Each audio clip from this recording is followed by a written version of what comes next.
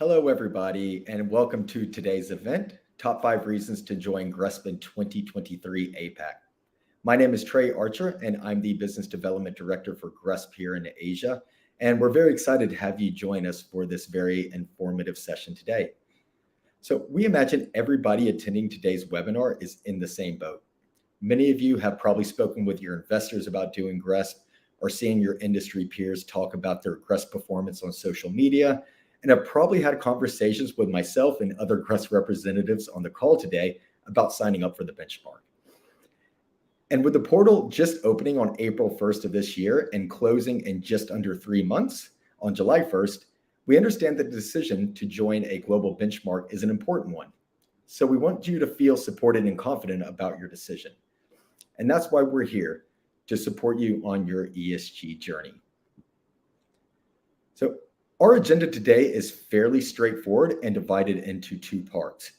The first part consists of 5 sessions, which is intended to bust a few myths regarding GRESB participation and address some common questions that cause hesitancy in signing up to GRESB as a first-timer. So the first topic today, it's about starting your journey, and this will be led by GRESB's Head of Asia Pacific, Ruben Lambrook. Next up, the bar isn't high as you may think, presented by GRESB's Asia Lead Representative, Yvonne Huang. Following that, our Sales Manager for Infrastructure, Karthik Jagajeevan, will touch on the topic of there is limited downside. Next, we will have Pooja Changani, Member Relations Manager APAC, to talk about how our support resources are plentiful. Then we will circle back to Ruben for the last topic of today's webinar. Your organization will be better off. In the second and final part of today's presentation, we will have a live Q&A session. Some of you have already pre-submitted questions, which is great, and we'll try to get to all of these today. But if you have any other questions along the way, please be sure to write them in the chat box, and we will get to these during the final session. Remember, all questions are good questions. So the ultimate reason any company joins GRESB is to be part of the premier global ESG benchmark for real assets, which will allow you to improve your ESG strategy and standardize alignment year after year after year. As some of you know, we started back in 2009 by a group of institutional investors looking to get more transparency into the sustainability impacts of their real estate investments.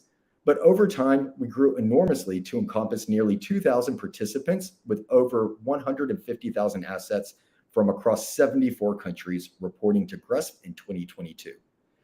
In 2016, we introduced our infrastructure benchmark, and since then, we have expanded to over 800 funds and assets from across 35 sectors and 70 countries.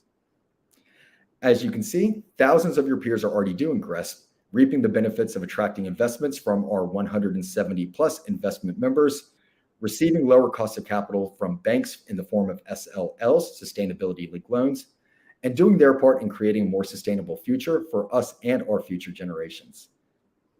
However, in the past, all of these participants were just like you, sitting on the fence and making the decision to jump in and get going.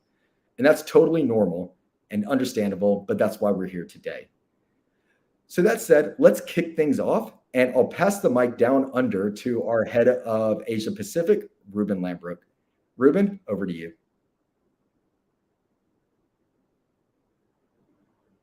Indeed, my name is Ruben Langbroek, and I'm based out of Sydney, Australia, so down under. And I'm head of Asia Pacific for GRESB. I've been with the organization for a long time, so I've heard many questions regarding potential participation, the benefits, the doubts, etc. We've heard and seen it all. So as Trey mentioned, hopefully today we can crack some of the long-standing myths regarding GRESB participation, but also provide you with a bit more insights into the actual benefits of participation. And so here we are together to present you with, let's say, 5 main reasons to do GRESB today, or at least in 2023. And I would like to start with the first one, which is that it's really about the start of your journey, or perhaps your green journey. We know that with GRESB participation, there's a whole process involved regarding collecting ESG data, reporting it to our platform, and then of course receiving your first year GRESB score and rating and peer comparisons. But it's not just about that. It's not about your score and your rating, even though it forms, of course, a very important part of your GRESB participation. Actually, what it's about being able to start your journey by setting a baseline in terms of what are your current ESG practices and processes, and to what extent do these align with what is considered by the investment industry best practice.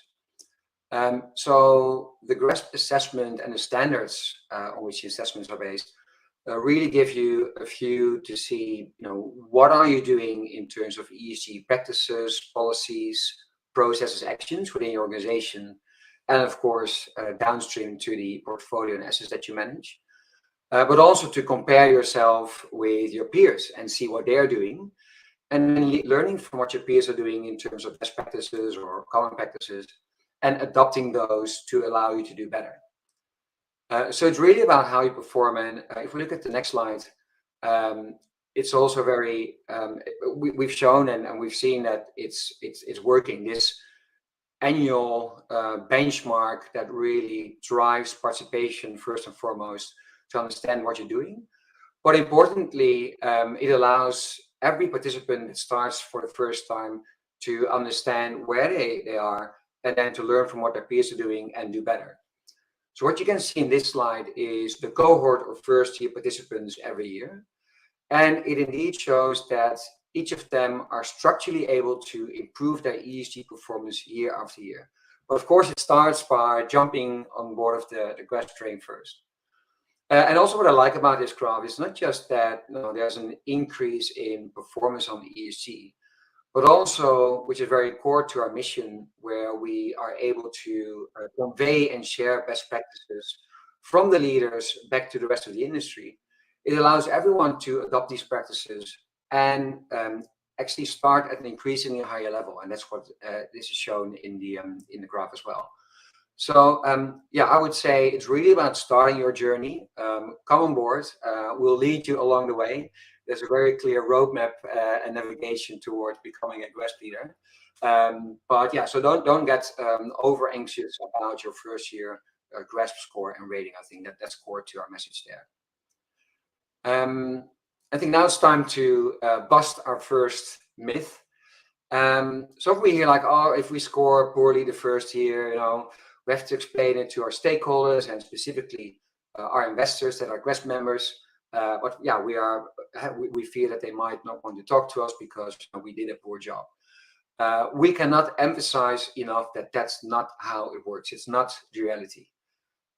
Investors really appreciate the fact that you have started your green journey by disclosing your practices and policies in line with the GRESB framework, which investors see as, I say, the golden standard for ESG benchmarking in real assets. It shows that you started your journey. It shows that alongside a structural process, you are collecting material ESG data and metrics and are able to report it to them, so they can make better informed decisions regarding their engagement. And they look forward to engaging with you on your GRESB results. So yeah, I would say don't be too anxious about your first few results and how GRESB investor members or your investors would interpret those. They really value the fact that you are able to disclose what you're doing, and then of course to set your improvement programs. This is also shown in the next slide, where we have questions our investor member regarding how they engage with their investment managers and how they use GRESB. And the vast majority said that they either encourage or actually request participation from their investment managers. And you can see it's now almost 50-50. So we've seen an increase in GRESB participation becoming a requirement from investors. We expect that to be a trend going forward as well. But again, interestingly, of all GRESB investor members that we surveyed, only 15% indicated that they set performance improvement targets. So within the ones that actively reach out, that's about 20%. So it shows that indeed they value transparency above scores and disclosures above your ranking. And that's really the message that they are trying to send So again, don't be too fearful of, let's say, tough questions from your investor members. They understand that this is the start of your journey, and they really appreciate the fact that you started it by using the GRESB assessment. I think that's all for reason and myth number one. I would like to hand over to my colleague Yvonne to move over to reason number two. Up to you, Yvonne. Sure. Thank you, Ruben. Hi, everyone. Great to have you in the room here. My name is Yvonne Huang, and I'm the lead representative of GRESB in Asia. Formerly from Capital Land, I have a passion for buildings and people and how we interact with our built environment. So as you know, no buildings are alike, just like everyone is unique. So let me use the analogy of a health checkup for sort of why you should join GRESB assessment this year. Everyone should go on annual checkup so you know your BMI, cardio, visceral fat, and so on, and the areas you should prioritize in your own health journey. Same with GRESB. So GRESB is just like your comprehensive ESG health checkup for your portfolio. And, there is a myth that if your portfolio or your client joining this year, stepping on the weighing scale, their ESG health checkup may not look so good. To be honest, you might be pleasantly surprised. So here's the myth we want to bust. Reason number two, the bar is not as high as you might think. Next slide, please, Pooja. Thank you. So as you can see here on the top part of the chart, the average lending, so the perfect score is 100. So 100 means you're a net zero building, pink of health. And most people are not there. The average lending in the first year participant, it ranges between 11 to 65, as you can see there. And the 100 points comes from 30% coming from your management score, which is how you set out your ESG policy, your ESG strategy, and so on. And the 70% comes from your building performance score. So that's the quantitative part, a lot of data to be collected and evidence to be uploaded. And if you have project that's not being built yet, is still under construction, you can also apply. You just submit your development scores in that 70%. So as you can see here, in the management score, the average score is actually 22 out of 30. So that should be pretty straightforward for any organization to be able to fill that out. Next slide, please, Pooja. Thank you. So as you can see here, we all have a bit of anxiety before stepping on weighing scale, right? We are not exactly models. And you might think, oh, my portfolio will be compared to, prime office location or, 5-star GRESB participants. And it's totally not true. The reality is, let's look at the bullet point number one. GRESB is for all types of organizations and portfolio. So we do not compare, say, someone's health checkup result for a 50-year-old to a 20-year-old, because that would be pointless. And you can say, yeah, but I'm triple net lease. My situation is different. And, this is where GRESB can really look at case by case. You can look at the second point that we typically compare like for likes. And the last bullet point, how investors using our data, they're very aware of different property types. So if you're in logistics assets, the energy use won't be 24/7 like hospitals and hotels. So we do compare sector data differently. So I hope with this assurance and this myth busted, before I hand over the mic to my colleague Kartik, I just want to encourage you to step on the weighing scale to start your ESG health checkup this year. Thank you. Over to you, Kartik. The floor is yours. Thank you, Yvonne. Yvonne has been instrumental in getting the GRESB voice out to high-growth economies in Greater China as our lead representative. Now, even though personally I focus on the Asian infrastructure sector here at GRESB as regional sales manager, the questions that I often get asked about GRESB is synonymous across all real assets. So with that, on to reason 3. There is limited downside to doing GRESB. Now that you've taken the first step in benchmarking your real assets, what next? You have a 3-month submission window to work with for the assessments. So in addition to the excellent support provided to you by our member relations team, GRESB additionally offers 3 participant programs. The first is the grace period. Your score and details are not revealed. Now, this can be simply described as, in the Asian context, a preliminary examination of sorts. This is exclusively available for first-year participants, where your GRESB score at the end of the assessment window can only be viewed by you and the assessing body. In this case, GRESB. No one else, not even our investor members. I often recommend first-year participants to opt into the grace period so that they can track their progress aligned with their internal ESG strategy and roadmap. There's no additional fee involved in opting in. The second participant program that we offer is the response check. The purpose of the response check through our third-party validator SRI based in the US is really to offer clarifications on A, am I answering the question? B, is the data that I'm providing in support of my answer specifically what is required by the question? And C, are my answers to the questions comprehensive enough to get me the full marks attributable? Last but not least, the results review. Now, this typically takes place in September of the assessment timeline, which as you know, has begun, where you can schedule for an additional fee an extensive review of the GRESB benchmark report. It will also guide you on interpreting and communicating your results to others, in addition to areas for improvement on certain ESG indicators. With that, let's go on to the next slide where I'm going to bust a myth. So if my organization participates and opts into the grace period, investors will still ask to see our GRESB score.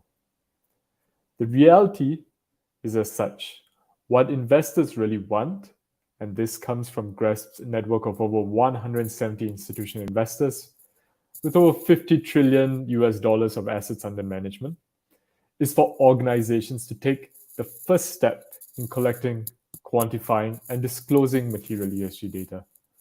What investors also desire is to see organizations taking part in GRESB as the first step, with the first year being the practice run. In fact, several investors have made it part of their investment mandate to only engage companies that have taken part in GRESB and have a GRESB score.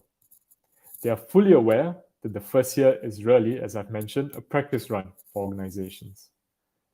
And as I've mentioned earlier, opting into the grace period is really an opportunity to learn the language of ESG and start entrenching yourself in the ecosystem. Now, what is especially attractive to investors is to see organizations actually progressing in terms of ESG over a multi-year commitment, having considered what would be deemed material ESG factors over a forward-looking time horizon with improvements annually. And GRESB really is the first step in helping organizations achieve that. And as an ending note, before I hand the baton over to Pooja, is that the fact that you're already joining us today tells me that you know you want to do GRESB. What you want is to take a decision based more on the matter of timing. That is to say, which assets you would like to start with. With that, over to you, Pooja. Thank you, Karthik. And thank you all for joining us today. As Karthik mentioned, we appreciate that you've taken the first step to represent and demonstrate your interest in participating with GRESB. Now, we understand as a first-time participant member, it can seem very daunting and very challenging to get involved in yet another reporting process that's involved. With that, that brings me over to reason number 4, and that is that the support resources at GRESB are plentiful. At GRESB, we have a number of resources and support systems in order to help you with the reporting process. To begin with, we have an extremely comprehensive reference guide and GRESB standard documentation, which breaks down each question like an open book exam, where you can specifically look into the intent and the rationale and the reasoning in which we have each of these questions. It also breaks it down by listing out the type of evidence that would actually be required in order to score full marks, which is addressed by the GRESB scoring document. So in essence, it also helps you understand ways in which you can shape your ESG or sustainability and drive it forward in a way in which it would matter with what the industry is ideally looking for. In addition to this, we also have an online training platform, which is catered to both real estate and infrastructure, which represents a series of short videos that goes over the different elements of the reporting framework and the process that you would be answering throughout that assessment process. In Amsterdam, at our headquarters, we have a very enthusiastic team of member success representatives who can help out with any questions or any technical concerns you may have with regards to the assessment or with regards to the way in which the GRESB assessment will lead out your results. And that's something that they're very efficient and they're able to revert back to you in a very short period of time. So that's something that would be very advantageous, and it's a huge support system to be able to have that on board as well. In addition to this, we also have a series of webinars, and we have a GRESB Insights page where we have a number of articles, case studies, as well as historical webinars, which represent some thought leadership articles that have taken place, as well as some insights into best practices in how organizations can drive sustainability and ESG forward. Last but not least, we have a partner directory. So if I just move over to the next slide, you'll be able to see a number of partners that we work with across the region. With our partners, they receive regular training and support, as well as partner focus calls where they're up to date with the changes that GRESB has had, and they're very familiar with the content on the ground. As you can see on this page, across the APAC region, we have a number of partners focused on real estate and infrastructure, where they have a very specific deep dive into local countries and regions as well, to really give you that on-the-ground support that you may need in a particular region or a particular country. Moving on to the myth that we would like to bust for today is doing GRESB is too time-consuming or it's too resource-intensive. We understand that there are all these fears that participating in GRESB would require a lot of time, a lot of support, a lot of your resources. But to be honest, with all the resources that you have across and all the support that you have with GRESB, this really eliminates and alleviates that reporting burden that you may be worried about or you may be concerned about. In fact, by participating with GRESB, it really helps you with integrating GRESB into your existing reporting processes, and it helps with streamlining your ESG reporting efforts.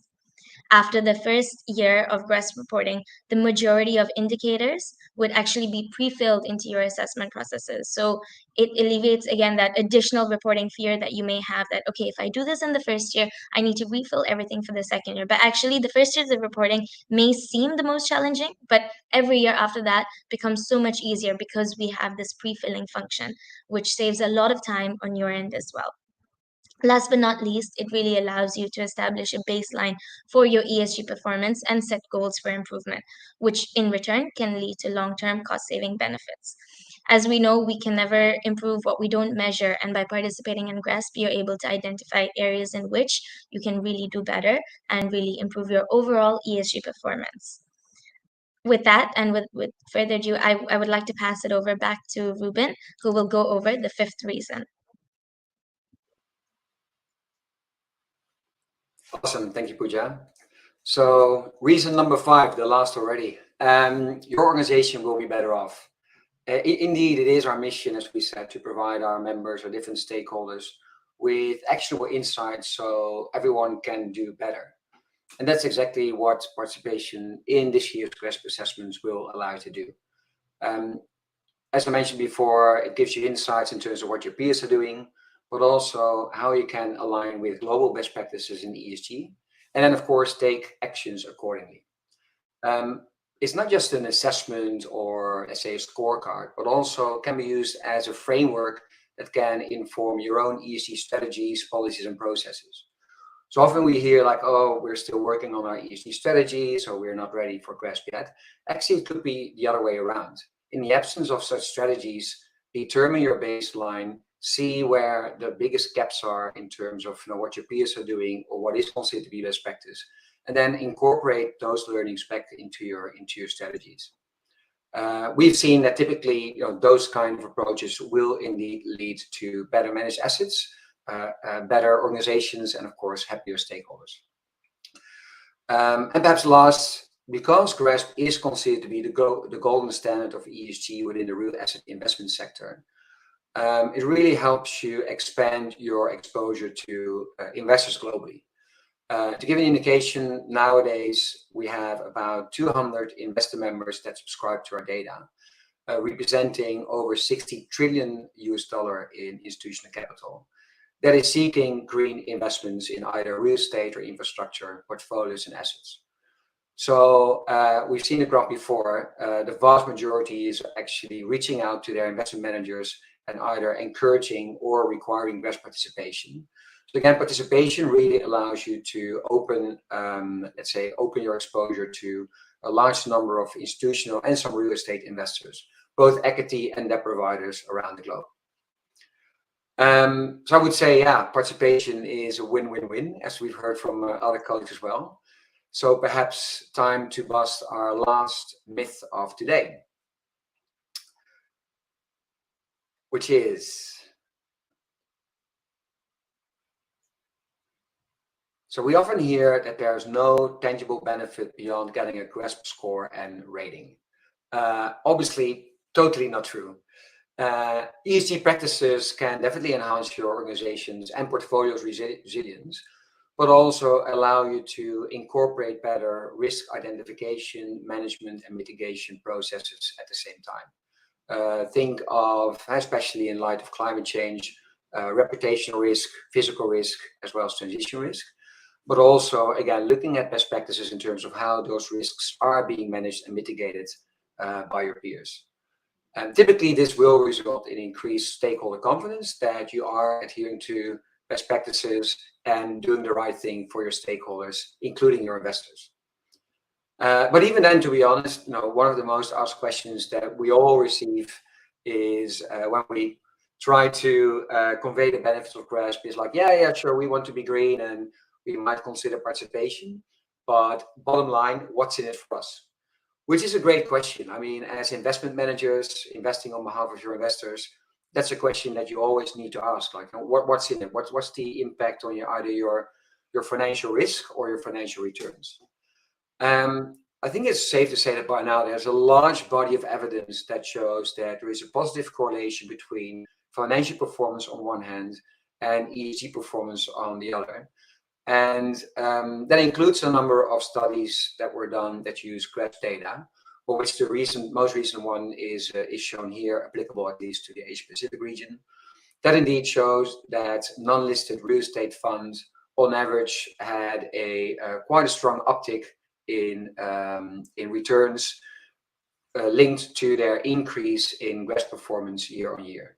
I always say correlation is not the same as causation, so one does not necessarily need to lead to another, but at least it shows that doing well and doing good can go hand in hand. And then last, as Trey already mentioned in the intro, we've seen that the GRESB results and data are used for an increasing number of different use cases, including sustainable finance, so indeed sustainability-linked loans, where the GRESB performance in terms of score and future scores is linked to performance improvement targets. So in sustainability-linked loans, where the borrower, the issuer, the company reports to us, and the lender, typically the bank, agree on certain improvement targets, GRESB forms as a great framework to independently measure if those targets are being met and to monitor progress towards those targets on an annual basis. So I think hereby our last myth has been busted as well. There's definitely more in it than just getting your GRESB rating and score. So again, jump on the GRESB train and let's go. I think now it's time to go back for our Q&A session to go back to Trey. Trey, over to you. Thank you very much, Ruben. And also thank you, Yvonne, Karthik, and Pooja. I personally found it very interesting, even though I'm already aware of all of these busted myths. So thank you all for your now? Did we convince you? we will soon see. Okay. So that being said, we are coming into the second part of today's session, which is the Q&A. So when you signed up, you did have the option to pre-submit a question. We actually have a few questions that were pre-submitted, so we'll go ahead and start with those. In the meantime, it's still not too late to ask any questions. So while we're covering some of these, feel free to go into the chat box, write the question, and then we'll be able to cover that here in the second part of today's conversation. So the first pre-submitted question that we have says, we are an entity with diversified assets, standalone and development investment. And upon registration, do we register ourselves as one participating portfolio or to register our assets individually as participating assets? So this is a very good question. Basically, it depends if you're on the infrastructure side or real estate side. So that being said, let's have our infrastructure expert, Karthik, touch on this a bit more. Karthik, do you want to explain the difference between participating assets and portfolio level and how they're different between the infrastructure and real estate side? Certainly. Thanks, Trey. And I think all about this question is, it's best to dissect this question in several stages, but let's just hone in on the infrastructure side of things. So in comparison to the real estate assessment at GRESB, infrastructure assessments have two types of assessments. One is the fund level and one is the asset level. Now, if you're a manager or an asset operator of a single infrastructure asset, go ahead, do the infrastructure asset assessment. That allows you to compare to give you a like-for-like comparison with another asset from a different peer. So you would have a peer benchmark for that particular asset. Now, if you have a portfolio, it's still typically recommended as a first-year participant for infrastructure assets to take part in the infrastructure asset assessment, because an aggregated score will form a part of the component, the performance component that's required for infrastructure fund assessment, or rather portfolio assessment. Now, the interesting thing about the fund assessment is that, as I've mentioned, it draws upon the scoring of the operational asset which form the performance component for individual infrastructure assets. So it makes more sense to really start with the infrastructure asset portfolio itself. Now that, again, the question really hones in on answering the infrastructure aspect of the overall question. But what I also like to address here is that there are core differences between infrastructure and real estate. Now, infrastructure assessments, as I've mentioned, there are two types of infrastructure assessments. One is the fund level, i.e. the portfolio, and one is the asset. Now, where it really differs with real estate assessments is that infrastructure looks at currently operational assets. And that's important to take note, because that's where we look at a different component which underpins the assessment for infrastructure, which is the performance component. The other aspect to infrastructure assessments is that it really focuses on 8 distinct asset classes. And the 8 are data infrastructure, energy and water resources, renewables, transport, environmental services and waste management, network utilities, conventional thermal generation, and of course, social infrastructure. So if you have an asset in one of these asset classes and you want to do a like-for-like comparison, data centers, for example, it's highly recommended to go with the infrastructure assessment. And the last core difference between the real estate assessment and the infrastructure side is that infrastructure assessments utilize a materiality-based scoring. A materiality assessment is typically recommended prior to doing an infrastructure asset assessment, because that allows you to identify which are the material ESG factors for your particular asset based on intrinsic characteristics such as the sector, the location, the regional context, and also whether it's privately or publicly held. Now, that really answers the infrastructure side of things. I'll hand it over to Trey to touch a bit about the real estate side. Yeah, certainly. Thank you, Karthik. And I actually think this is tied to another question that we received during the presentation that simply asks, what's the difference between GRESB real estate and infrastructure? So let's, I think we can hit two birds with one stone for this one. So Karthik already did a great job of explaining the different, I think he said there's 7 or 8 different sectors that we cover for infrastructure, and a little bit about how the materiality is different between the real estate assessment and infrastructure one. But if we're looking at reporting for real estate, it's a bit more straightforward. So where in infrastructure, you have the option to report on a fund or on an individual assets. In real estate, it's a bit different. We report on the entity level or the fund level, or what we like to say at GRESB, the investable vehicle. So that wouldn't be necessarily registering each individual asset to participate.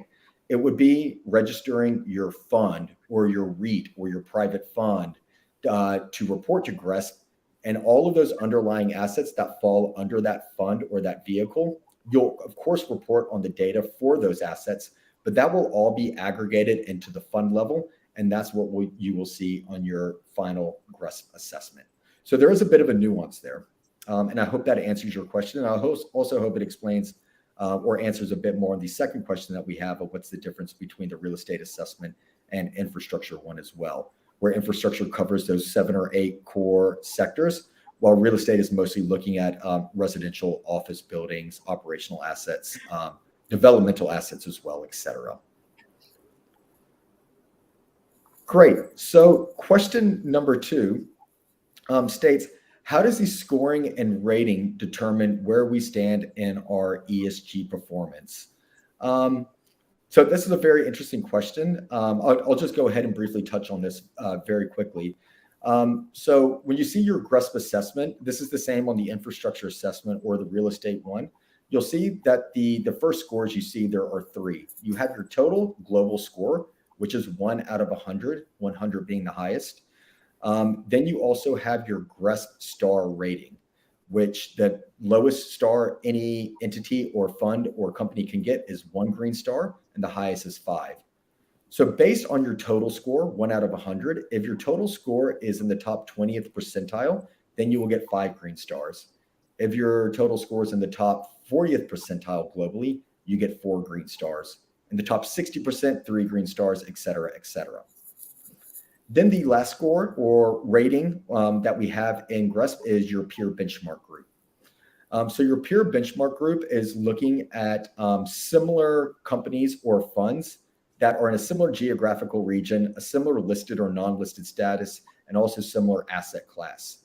So once we have at least a minimum of 6 entities that fall into a similar grouping based off of that 3 criteria, we'll put them into a peer benchmark group. And then from there, we'll take whoever has the highest global total score will be ranked first in that peer benchmark group. The second highest score will be ranked second, et cetera, et cetera.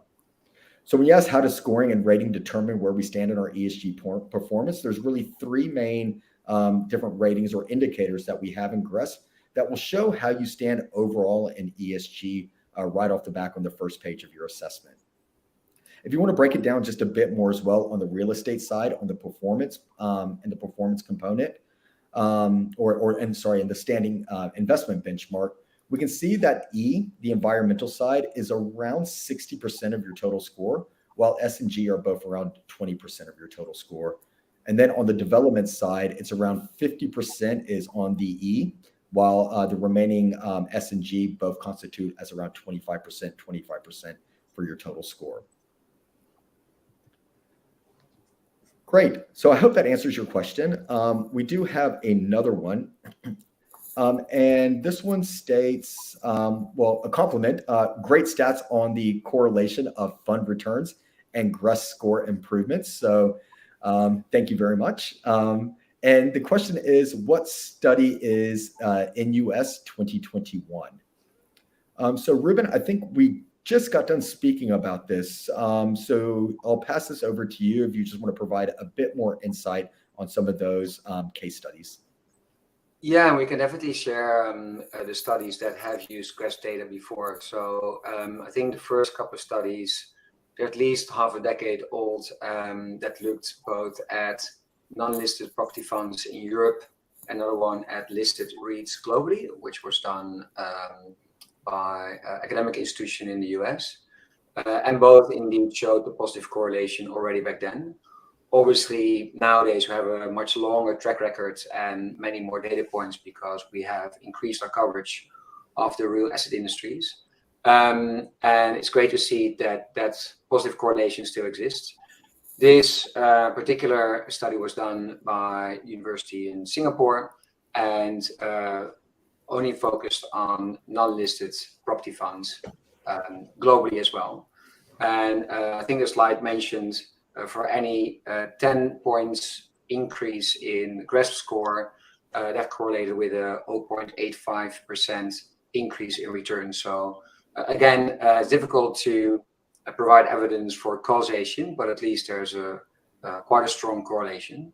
And if there's interest, we can definitely share some of those studies, the most recent one and the past ones, to attendees today. Great. Thank you very much, Ruben. We also have I just got notification that we have about 4 more minutes left. So we do have a few other questions that we'll try to get to. So we'll try to run through these relatively quickly and get through as many of the pre-submitted questions as possible. So one question, it states, if I am participating as a listed entity, can I just share my score with some investors as opposed to all while being on the grace period? So that's an interesting question. And we'll pass that over to Pooja to provide more information on that. So Pooja, want to touch on the grace period a bit more? Yeah, thank you for that question.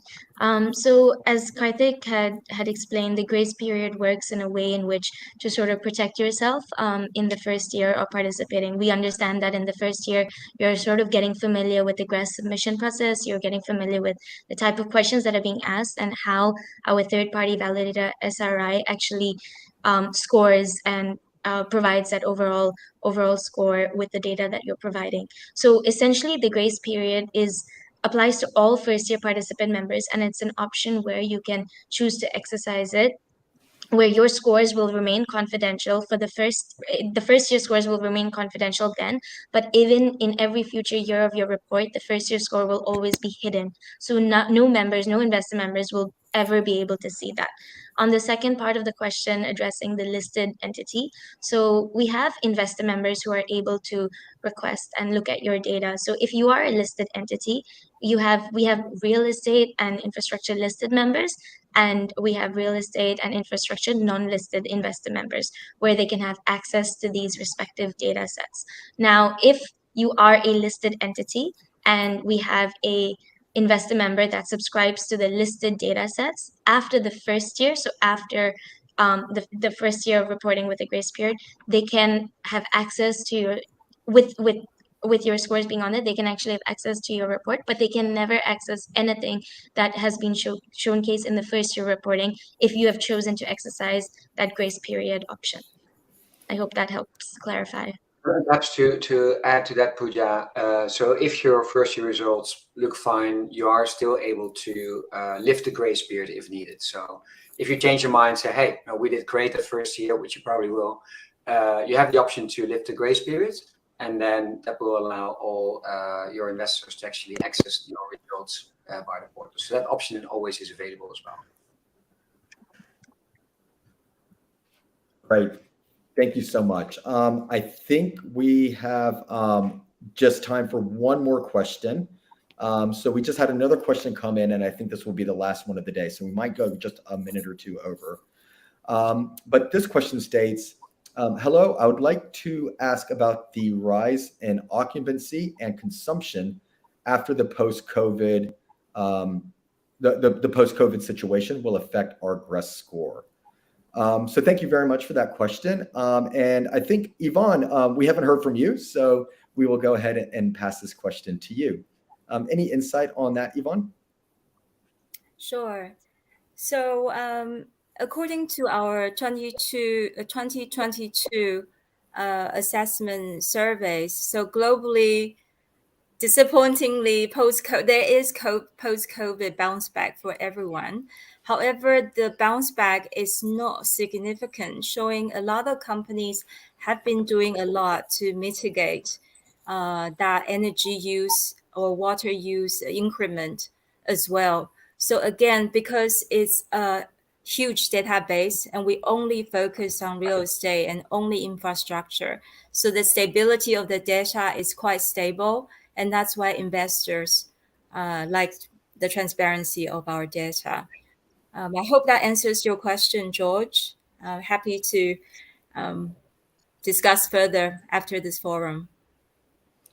Yeah, I think it's quite a complicated question that we could probably go into for many minutes, but unfortunately, with already going over time, we can keep it simple with that explanation from Yvonne. So thank you very much, Yvonne, for addressing that. And Yvonne also brings a good point. Look, we only have limited time today, but I'm sure there are other thoughts and questions or any other comments you have. Feel free to reach out to your GRESB representative who you've been speaking with, and we'd be happy to touch on any other questions that you have to assist you in your reporting journey this year. So that's it from all of us.